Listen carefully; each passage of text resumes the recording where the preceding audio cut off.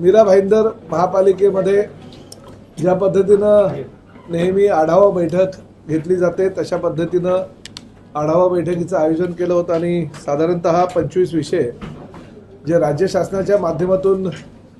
निधी उपलब्ध झालेला आहे 2700 कोटी रुपये त्याचा आढावा घेण्यात आला आणि त्यामध्ये बऱ्याच प्रमाणामध्ये आता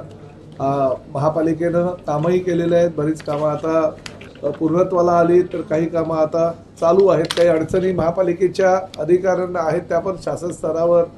सोडवण्याचा निर्णय झाला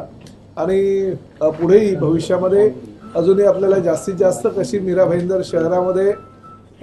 शासनाच्या माध्यमातून निधी आणता येईल यासाठी प्रयत्न करतोय। प्रामुख्यानं एक आनंदाची बाब म्हणजे जवळजवळ ह्या 2 महिन्यापूर्वी पाठपुरावा करत असताना मीरा भाईंदर शहरासाठी एकनाथ शिंदे साहेबांनी अजून 1200 कोटी रुपये रस्त्यांच्या कामासाठी मंजूर केले होते। त्यासुद्धा निविदा प्रक्रिया आचारसंहितेमुळे अडकल्या होत्या पण पुढल्या महिन्यात त्याही निविदा प्रक्रिया चालू करतोय। त्यामुळे आपल्याला ह्या मीरा भाईंदर शहरातील 100% रस्ते जे आहेत ते हे पूर्णपणे कॉन्क्रीटचे होणार असल्याकारणानं भविष्यामध्ये पुढल्या 1.5 ते 2 वर्षानंतर महापालिका क्षेत्रामध्ये मला नाही वाटत की काही खड्डा वगैरे कुठे आढळून अशा प्रकारची आपण व्यवस्था करतोय। बाकी विषय तर भरपूर आहे त्याची कॉपी तुम्हाला मी देतोच, परंतु वायफाय फ्री शहर करण्याचा जो प्रेझेंटेशन आपल्याला दाखवलं आहे आणि त्या प्रेझेंटेशनच्या माध्यमातून आपण आता भविष्यामध्ये हे शहर वायफाय फ्री करतोय आणि आमचा तर प्रस्ताव BOTच्या माध्यमातून पूर्णपणे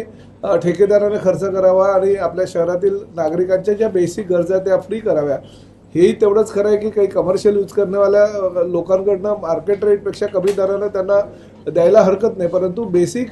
ज्या गरजा आहेत त्या पूर्णपणे फ्री असाव्यात आणि त्यामुळे फ्री वायफाय सिटीची संकल्पना आणली आणि लवकरच त्याचा प्रस्ताव आम्ही ह्या 2 ते 3 महिन्यामध्ये आम्ही त्याचं निविदा प्रक्रिया वगैरे करू।